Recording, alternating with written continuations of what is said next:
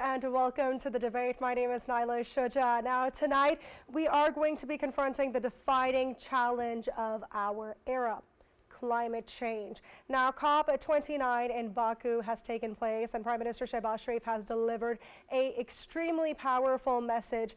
Without climate justice, there can be no true resilience. Now, that being said, he has laid bare the harsh reality, and nations like Pakistan, who are responsible for less than 1% of the global emissions, are paying the most steepest price for a crisis that they have not caused. Now, that being said, Pakistan's 2022 floods have caused over $30 billion in damages and displaced millions, right? So the Prime Minister of Pakistan has highlighted on multiple occasions, multiple times, and multiple venues as well, and he stated that a climate financing seems to remain elusive. Reason being, multiple occasions, this issue has been raised, right?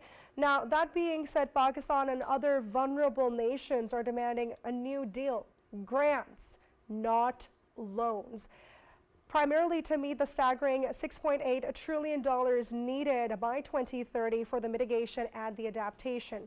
Now, in his speech, Prime Minister Shehbaz Sharif shed light on the threats posed to Pakistan by climate change and highlighted the country's efforts to tackle these environmental risks. That being said, he spoke about the responsibilities of the developed nations and the countries and established a kind of new fund in this regard. Furthermore, he held a meeting with the president of Azerbaijan, Ilham Aliyev, and their discussions were focusing on enhancing bilateral cooperation, particularly in the areas of energy and regional connectivity. Now, furthermore, Prime Minister Shehbaz Sharif has stated that climate funding to developing nations by the developed nations should be grant-based and should not add to their debt burden. Furthermore, addressing the Climate Action Summit, which is the COP29, as we know, in Baku, he stated that Pakistan's economy has bared $30 billion loss due to the climate change annually, despite the fact that Pakistan contributes to 0.5% of the carbon emissions. Again, extremely concerning, extremely worrying situation that is present. Now, he did say that developing countries will need around $6.8 trillion by 2030 to combat climate change. Now, the focus is going to be on, will COP29 be delivering on these urgent demands, or will climate justice remain an empty promise? That's going to be our first segment, and then diving into our second segment today, we will be discussing President-elect Donald Trump's appointment of Elon Musk and Vivek Ramaswamy, and the Trump appointed Elon Musk and Vivek Ramaswamy to co-lead the Department of Government Efficiency, which is news on its own, and the entity will be operating informally, focusing on reducing the bureaucracy, slashing regulations, restricting the federal agencies, as well as we're going to be discussing the roles and the goals along with the benefits for Musk and his companies, as well as certain criticisms. Now, we're coming back to our first segment. It is a warm welcome that I'd like to present and give it to our senior analyst here joining us in the studio, Raja Faisal. Thank you so much for taking the time out and joining us. Furthermore, in the studio, we are joined by Mohammad Asad Rafi, who is a climate policy expert. A huge thank you. Thank you so much for taking the time out. And on Skype, we're joined by Ali Tawqir Sheikh, member of Pakistan Climate Change Council, and Waqar Shirazi, climate expert. Thank you so much for taking the time and joining us on this wonderful conversation, which is the debate, and we're talking about the COP29. So, gentlemen, Mr. Shirazi, is coming to you directly. Will COP29 be able to deliver on these urgent demands, or will climate justice remain an empty promise? Well, we'll have to think that it would be an oversimplification if we expect that COP29 would be providing all the funds required by 2030 for the climate finance, that is $6 trillion plus. I think that these are not simple decisions, and there are political economy associated to these decisions, because we'll have to understand that what climate finance is. Climate finance is basically a fund in which the international the governments around the globe, and the international business community, business firms, have to contribute to pay those who are affected by the climate change, which is not caused by them. because most of the emissions around the globe, as you have already mentioned, that Pakistan contributes less than 1%, that is precisely 0.6% of the total carbon footprints or total greenhouse gas emissions around the globe. But we are in front line as one of the most affected countries by the climate-induced calamities previously. So the climate finance is to adopt and is to introduce the strategies which can reduce the greenhouse gas emissions and curtail the global warming by less than 2% above the pre-industrial level. I have already mentioned that this decision is not a simple decision. There is a political economy associated to it. And previously, we have observed that many of the countries were reluctant to put in their share in climate finance. We have observed previously that in previous tenure of American President Mr. Donald Trump, America stepped back from the Paris Accord and they just stepped out of it and they in a way, um, uh, refused to take any action which which which uh, which plays their role in ensuring responsibility of the climate change. And same was the decision for the climate finance by the America previously. It is expected that in this tenure, Mr. Donald Trump will again take the same stance and the climate finance will further be affected. On one hand, we have been observing that there is lack of seriousness by various countries around the globe who are responsible for greenhouse gas emissions and for the global warming. But on the other hand, they have billions of dollars to fuel in the war in the Middle East, in Ukrainian conflict, and in very other areas of the world. So I don't think that the climate finance objective will truly be achieved through this COP29. All right.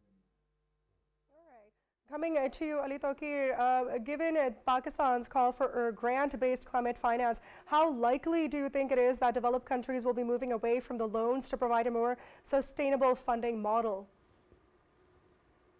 Well, ma'am, I think we can get lots of international finance, but not on our terms.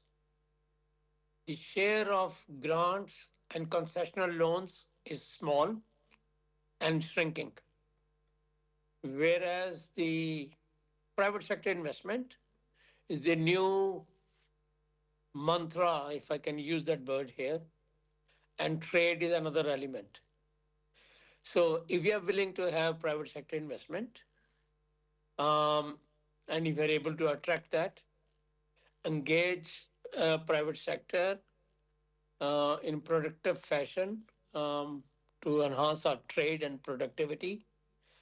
And in order to attract, we will need to bring our equity so that there is public-private partnership or blended finance, then we can get in plenty over a period of time because we'll have to adjust and respond to several challenges this country faces, including terrorism, including political stability, including some institutional reforms that we need to undertake, and the IMF conditionalities that we are confronting in terms of reducing the cost of the government and increasing domestic revenue base. So there'll be three sources of finance in the coming year. One will be domestic resources generating from Pakistani private sector that could come as equity. And second share is from the sources of taxes and revenue that the government of Pakistan can generate. And third is the private sector investment from the Arab countries, China, and other potential countries, including private sector. These are three sources. So none of that essentially accepts Pakistan's demand, which is very fair and very legitimate, that we do not want to be drowned in debt, and we want special treatment in the sense of concessional financing grants. But unfortunately, the pipeline for grants is shrinking and diminishing, and I don't see it that reviving anytime very soon. A very interesting point. I'd like to circle back to you in a second. Asad, so regarding Pakistan's renewable energy strategy, how does it compare with other countries and in the region?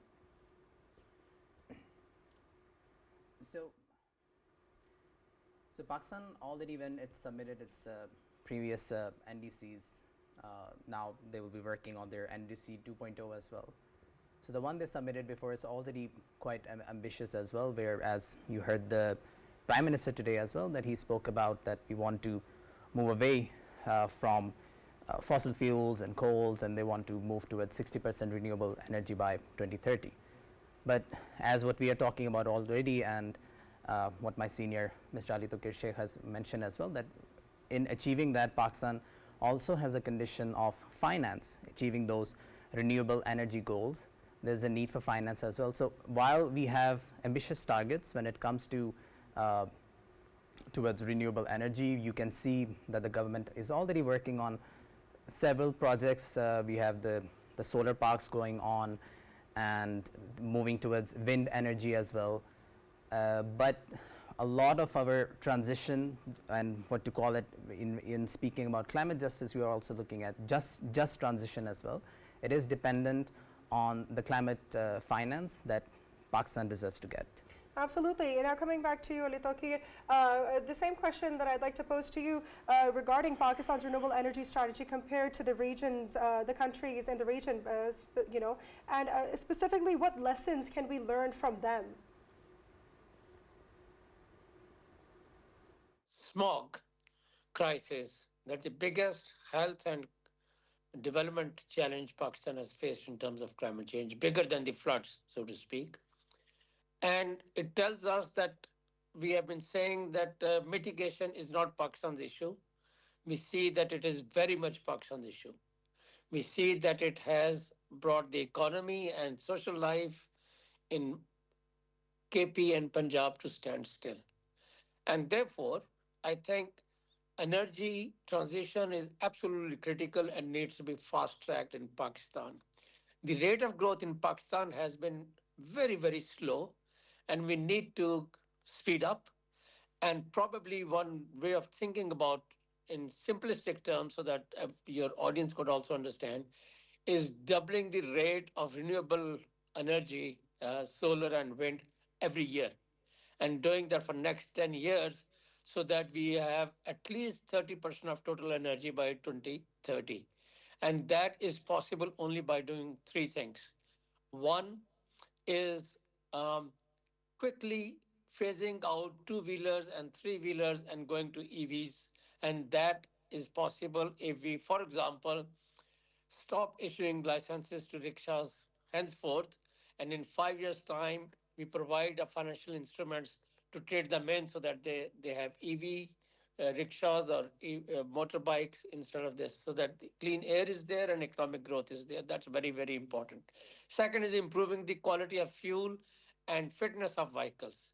It's connected with energy and it's connected with fossil fuel usage, and it is very important for our energy transition. This is also very important for us.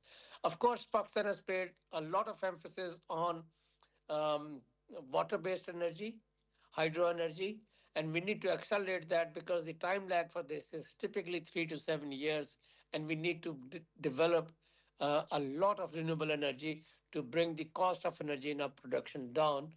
So as Pakistan is a competitive market and the cost of doing businesses comes down, and it's very high presently because of imported energy. Naila, with Yeah. your permission, Of course, by all means. Yeah, but Waqar Shirazi Saab, geopolitically speaking, when it comes to forums like COP, of course, Pakistan has been, attending and highlighting its case in terms of when we talk about climate justice.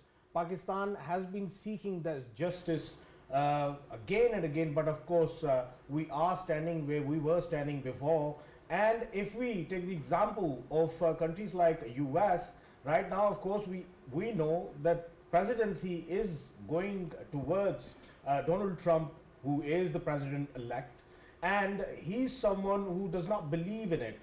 Can we say that COP29, after COP29, there is a roadmap in which we can seriously highlight these issues on forums like SCO, or we can highlight it in the SARC as well. We need to revive the SARC so that we can actually highlight these issues on G77 as well, on BRICS as well, where it really would matter rather than just waiting for America or the Western world to extend a helping hand in terms of climate justice.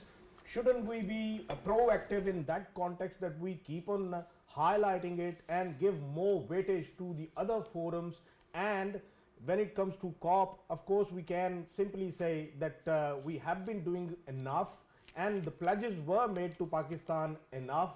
But in that context, I mean, the pledges, I don't know how much money Pakistan has got in that relation, but of course, we haven't seen much change on ground. So should we be seeking attention somewhere else?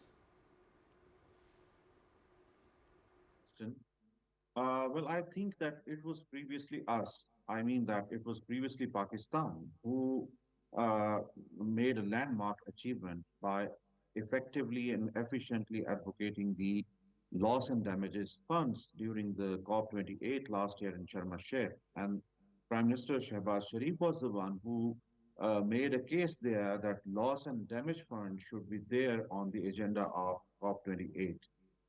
Before that, the loss and damage fund, the international community was reluctant to bring loss and damages fund on the agenda of COP28. So it was a landmark achievement. I will reiterate that in previous year, Pakistan motivated and mobilized the international community to bring the loss and damages agenda on the COP28 portfolio or the COP28 platform. I think it was a diplomatic achievement by Pakistan. And in this year, Pakistan has again been emphasizing on the need of climate finance. And as I have mentioned, that the climate finance would be a regular contribution from the international community, whether it be governments or whether it be the mega tycoon industrial companies of the world around the globe. This finance will not only shift the globe to the renewable energy, green energy sources to reduce the fossil fuel consumption, which will further reduce the greenhouse gas emissions, which is basically the basic reason for the climate change, that is global warming. But it will also help in mitigation and creating infrastructure in third world to protect the masses from the climate-induced calamities.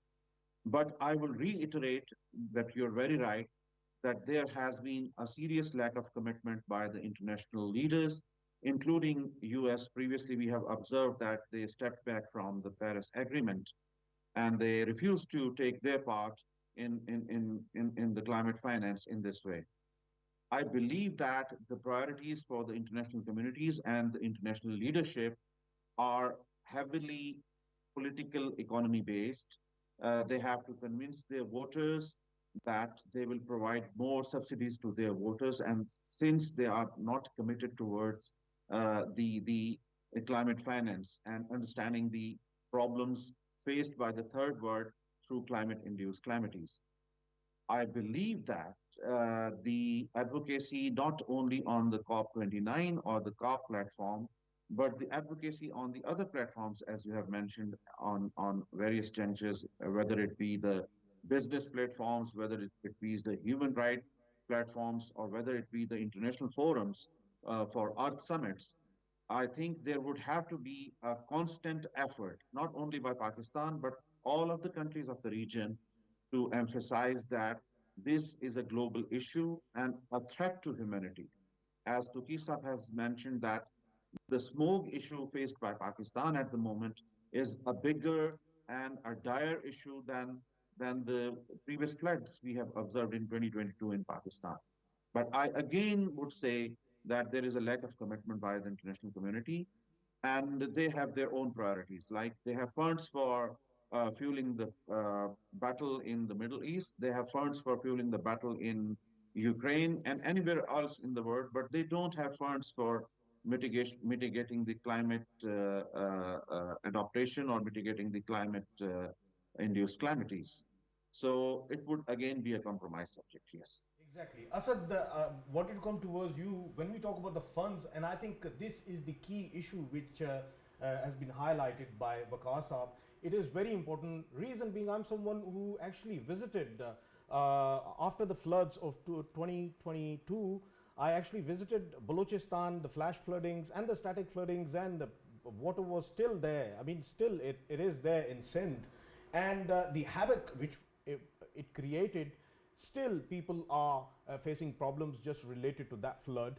Of course, when it comes to people at large, they lost their livelihoods, be it in terms of the crops, be it in terms of the livestock. People lost it, and this aspect for the people at large, people who lost their livelihoods, who is going to cover that? When it comes to COP, I know that the government, they have been highlighting this issue as well, and that is why the sort of estimates which were being made previously about what Pakistan lost in that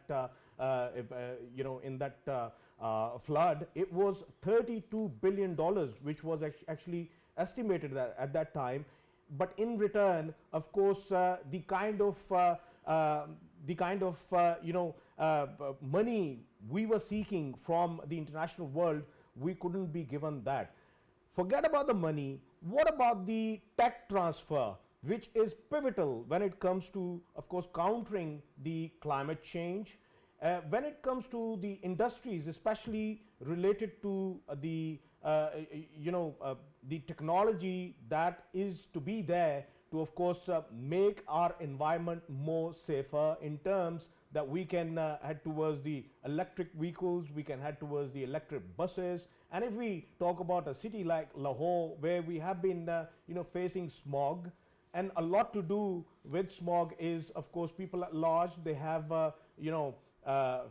their vehicles, they keep on failing their mechanical tests. And I mean, nobody bothers about the mechanical tests anyway, whether they are fit enough to come on the roads or not, but still they are being part of this havoc.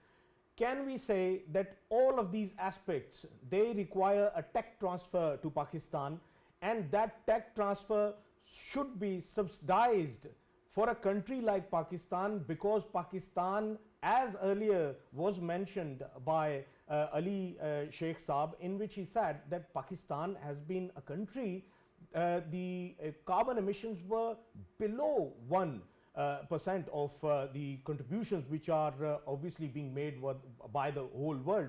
So in that context, a country that is at the tipping point and alarmed by the climate change, shouldn't we be seeking these kind of subsidies from the world?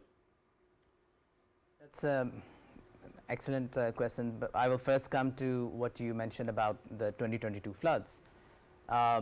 We have already gone over the numbers, $30 billion in damages, and then it's also 33 million people that were impacted. It's like 1 in every 7 Pakistani.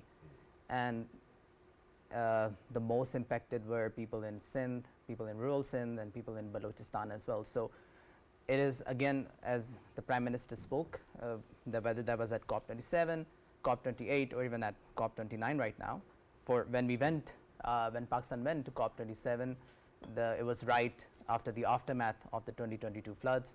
And I still remember the slogan that was at the Pakistan Pavilion, which was that what happened in Pakistan wouldn't stay in Pakistan. So that was a very strong message which was behind the loss and damage negotiations that Pakistan led with the G77 plus China group as well during the negotiations at COP27. Is that based on the the argument of climate justice? When you're talking about tech transfer, it is essentially a very important element of these conferences, and when we speak about the means of implementation as well, because it's not just about the money as well, but it's about capacity building, it's about technology transfer as well. So that is an essential part as well, and something that Pakistan and our government has advocated for when it goes to these forums, that yes, money is needed, and it's not begging, it's something that we are owed due to the impacts of climate change. So it is essential that the tech transfer, if you're speaking about smog in Lahore, and we have seen reports coming out, even Minister Khwaja Asif was saying as well, that it's our transportation sector is one of the biggest reasons behind the increased smog, not just in Lahore, but now it has spread out to the wider Punjab region and even KP as well. So while government is working on that and technology transfer is an essential part of it, we as citizens also have to realize our responsibility and in how we can assist while our government is working on it. What is our role? What can we do in terms of reducing the impacts of smog? And just to the last question that you were talking about when you mentioned about the election of President Trump now in the US, I came across a very interesting statistic a few days ago, which was saying that when he was elected the last time, he pulled the US out of the Paris Agreement, and it is very much possible, and it is somewhat hampering the US right now at the COP29 negotiations as well, because they cannot commit, because in January Mr. Trump will take the office. And Carbon Brief came up with this assessment saying that Mr. Trump being in the office will add an additional 4 billion tons of US emissions by 2030, which will lead to potentially causing $900 billion in global climate damages by 2030 as well. This is their the evaluations done by the US themselves. So that's an additional $900 billion. With NCQG at COP29, developing countries are asking that now the target on climate finance needs to be 1 trillion. And with Trump coming in, that the damages number is already going to go up by $900 billion. So you can see the gap is huge. Of course. Now, Faisal, coming to you, the question on my mind is, rather the statement on my mind is, what the president of Azerbaijan made during his inaugural speech, rather. Oil and gas are a gift from God. There are various ethical concerns that are surrounding COP29's location in Azerbaijan. And given expanding fossil fuel production and various human rights record, how might this affect the conference's credibility? Yeah, but obviously, Daila, when we talk about hue and cry, which we have been listening to since a long time, especially from the Western media side as well, that of course, a country like Azerbaijan, which is known for its exports related to petrochemicals, and that are a contribution towards the carbon emissions when it comes to the menace which is created. Well, there are other countries as well which have been holding COP29, who have this, they have been holding the COPs and who have the same kind of situation as well. And if we talk about the consumption and the sort of their industrial side, they have been the countries that have been sending more waste into the environment of the globe. So nobody said anything at that time, and at this hour, if somebody is saying this, I think they need to look at it from a different perspective. Technology is there, and technology is going to improve itself, and we have been seeing that even if there were there were cars who've been using this as a gasoline as an source of energy, or diesel as a source of energy. At the same time, there were different technologies which were applied on the vehicles to have lesser and lesser sort of carbon emissions. It has more to do, and the countries we are talking about, they have the very strict laws when it comes to their vehicle and their industries that are running on these fuels. Of course, they have very strict rules and regulations for it. So I think this hue and cry shouldn't have been there. The effort which is being made by Azerbaijan, it is remarkable. They have gathered almost the whole world is there, and the media from the whole world is there. It is enough to, of course, promote this positive aspect and to highlight it more and more. To me, I think they are doing a marvelous job. Naila, I personally wanted to highlight another thing, which is, when I was listening to Ali Sheikh Saab, I kept on thinking at that time that he has raised a very genuine point of course, smog. When it comes to smog, of course, there are problems within Lahore as well, but Lahore and New Delhi both are having the same problems, and it is being put on the Indian side. Reason being, they have more industrial locations and more industries on their side than Pakistan has on its side. So when it comes to countries like Pakistan and India, fair enough, we are not at the sort of very good talking terms where we can hook up with each other for solving our geopolitical issues, but there is a genuine issue, and that is of the environment. Because we can't create barriers, we can have the borders, but we can't create barriers in the air to split the air between both of the countries, where we can ensure that our environment is ours and their environment is theirs. Here is this problem that needs to be solved by both of the countries, whether they use or revive a forum like SAARC, or they bilaterally talk to each other to fix this problem. There should be a mechanism between both of the countries, enforced by any of the forum. If not, then at least both of the countries, if not countries, at least both of the cities can negotiate with each other. New Delhi and Lahore, both of them, people from both of the sides, administrative people from both of the sides, they need to sit together. They need to come up with a plan to, of course, enforce laws and enforce the practices in both of the sides, so that for the future concerns we can, of course, control this menace which is erupting from particularly these two cities. Absolutely. Ali Tokir, just quickly, I'd like to understand how COP29 is going to be ensuring that carbon credits represent the real emissions reductions, and what measures are being discussed to enhance the credibility of the carbon trading system.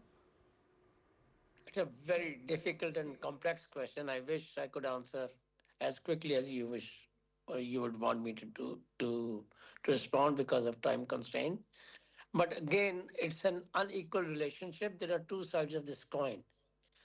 One is the earnest desire to reduce the emissions, and second is to exploit the weak capacity of contracting and measuring and monitoring emissions trading. Countries like Pakistan have not still established a domestic trading market. Domestic trading market would mean that 2 or 3 or 10 or 20 companies in Pakistan would be selling their additional emissions to each other, and that would help us establish the price, a fair price for the emissions. It will help us to estimate the emissions from each unit of the factory, as well as each sector, and then the provinces. Now, we don't have that, and if we sign international deals, we'll not know the real value of that. And that's the risk we have of unequal agreements and contract, kind of agreement that we had in Balochistan, Reykjavik. And then when we realize that this agreement does not suit us, when we try to get out, then international arbitration and cancellation of contracts has a heavy penalty and cost, runs into billions, as we just experienced. So I'm less than optimistic. We need to invest on our capacity, develop our baseline and inventory, and then slowly move. And one potential shortcut for Pakistan is that China runs the world's largest emissions trading market. So maybe Pakistan and Pakistani businesses can join them as observers for first 2-3 years. In the process, we develop our own capacity, establish our own emissions trading market, and based on that, once we have a realistic assessment of our costing and pricing and all that, and we cannot be shortchanged by carpetbaggers and fortune hunters, then we can have decent, sustainable agreements for long-term reduction in our emissions that are compliant with Paris Agreement Article 6 to reduce our emissions committed in NDC. Otherwise, there'll be many, many risks for us. To this. Waqar Shirazi Saab? Seems Yeah. Seems like we are trying to reestablish connection. Vakar, would you like to add something to this? Well, I believe that Pakistan will have to focus on the indigenous strategies, as we were previously discussing that we are quite slow in making a transition from the fossil fuel or the other sources of energy to the renewable green energy. So far, we have observed that there is no production unit of solar panels in Pakistan, despite many of the efforts made on several business and government junctures, forums. I think we have not observed any of the tangible progress so far in Pakistan. I believe that on one hand, we say that we produce less than 1%. That is precisely 0.6% of the total emissions, greenhouse gas emissions of the world. But there is a paradox that we have the first polluted city on the globe, that is Lahore. And let me share that Multan and Islamabad were in the top 10 polluted cities around the globe in last week. So there is a paradoxical situation. We'll have to accept it that there are indigenous problems. We are growing with a fast pace in our population, and population means that we have to have more insurgencies with the climate system, with the and we if we do the human interventions with the climate system, it will certainly damage. So in the long term, procedures will have to adopt a strategy for controlling the population of Pakistan. We'll have to make a transition or a shift from towards the renewable energy, green energy sources, and we'll have to create an awareness amongst the masses. The international media gives at least 30% of its time to the climate change phenomenon. But in Pakistan, the social media, the conventional media, the electronic media, they don't even bother it. I don't think that within the media houses there are climate experts in terms of climate expert journalists who can highlight the issue and who can train the masses on the sensitivity of the issue. Because every human being is a unit that contributes into the climate change. So if we have to combat it, we will have to train the human race. And for training it, we need the support of media, which is lacking in Pakistan. So a three-pronged approach from my side, awareness raising in masses, transition towards the renewable energy sources, and controlling the population growth. Very excellent points points, Vakar. Asad, would you like to elaborate? What say you? I mean, my seniors in terms of Vakar Saab and Ali Saab has already spoken enough about that. I would highlight that as like carbon markets are in some groups to talk about, it's the future of what it is. But again, there's the capacity gap, as Ali Saab has already mentioned, that there's a capacity building gap in that side as well, and his recommendation on how we can learn from our very good bilateral partner China on that as well. But at the same time, I think in terms of when it comes to climate change and when it comes to Pakistan, our focus needs to be a lot on towards adaptation as well. Renewable energy, yes, it is important, but in case of Pakistan, even if we go completely green and we have zero emissions, the impacts of climate change are not going to stop because it's a global phenomenon. We cannot guardrail ourselves from that. So when it comes to development, or whether it's our development budget, it needs to focus having co-benefits when it comes to adaptation as well. There are reports coming out in terms of, World Bank recently launched a report where they speak about that there are 1.2 billion people who are facing life-changing risk through climate change, whether it's through heat waves, whether it's flooding, whether it's hurricanes, or whether it's drought. And they focus that development in terms of the development budget needs to focus on how it can, at the same time, while it is making people's life better, it is also focused on how it can make their life resilient at the same time. So it needs to be better development that is focused towards the goals of climate adaptation as well. Yeah. Naila, I just wanted to highlight one very important aspect which obviously is initiated by Waqar Shirazi Saab, that is related to whether we should be, from the media side, journalism side, why students are not taking this as a field. Of course, we know that there are different beats when it comes to journalism. In the journalistic field, they have different beats. Majority of the journalists, you would always see them heading towards the foreign beat, or defense beat, or the political parties beat, or the criminal beat, because they believe that it gives them a center stage, it gives them an incentive in the field. That is why they get towards this side.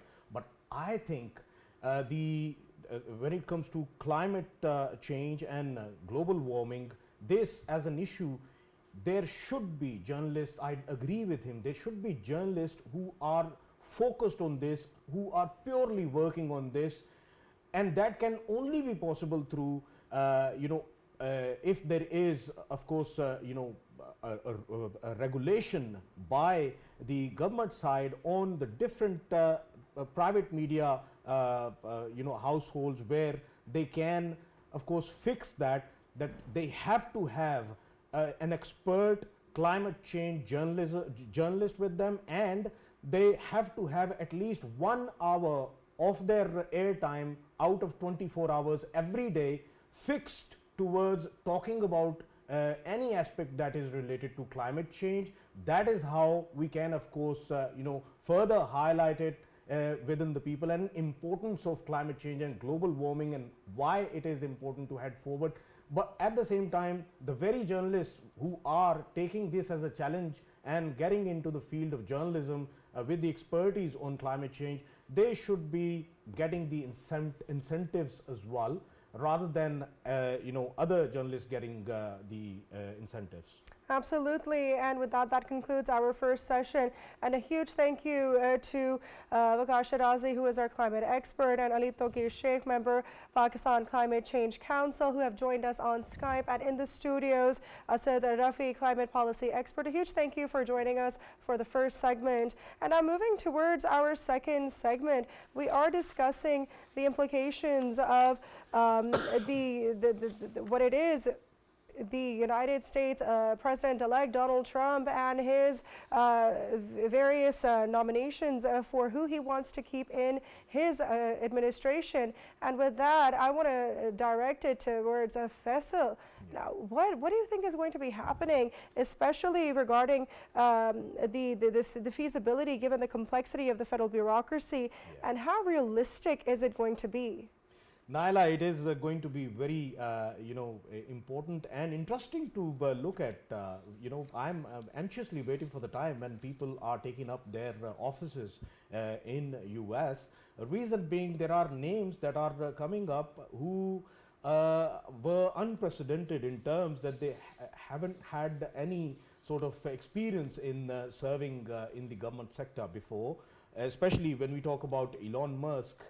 He is being termed as someone who is going to take over a new department they are going to make that is of course, the efficiency of the governance they would be checking. And along with him, of course, we know that there was this contestant who wanted to contest for the president. He's Vivek Ramaswamy. And he's someone who was critical of all of the institutions, FBI, CIA. He's been critical of all of them, and he's someone who's being termed as, getting into the office, and it's being considered as he's having a plan related to how to fix all of the departments, all of the institutions that were involved in, creating a sort of noose around Republicans last time around when it comes to the protests we have been, watching 4 years ago, protests in favor of Donald Trump against Joe Biden at that time, who, of course, won the election. And but the Donald Trump supporters, they did not accept that at that time, and they actually came out to protest against it. And then we have different names as well. I mean, there is one of the name of Marco Rubio, Secretary of State. We know that he's been in the run as well for presidential candidate from the Republican side. And Donald Trump, who's been termed as someone who's considered as racist before, and we know what kind of terms they were coming up with. The Democrats, they've been labeling him as a racist person and all. He is someone who has come up with this name for the Secretary of State, who's a Latino himself, and that is going to be very important in coming days as well. We know the kind of stance we have been seeing from Secretary Blinken in recent times, especially since more than a year since the Middle Eastern crisis took place. We have been seeing a very odd kind of stance from him. This is the time, of course, we are going to see a different stance from American government when it comes to Marco Rubio. He is known to be someone who's a very a person who keeps himself in the middle lane and who's not far right, who's not far left. So it would be very interesting in coming days to see what kind of decision making we are seeing from the American Absolutely. side. Then there is a very important name of Pete Hegseth, who's Secretary of Defense.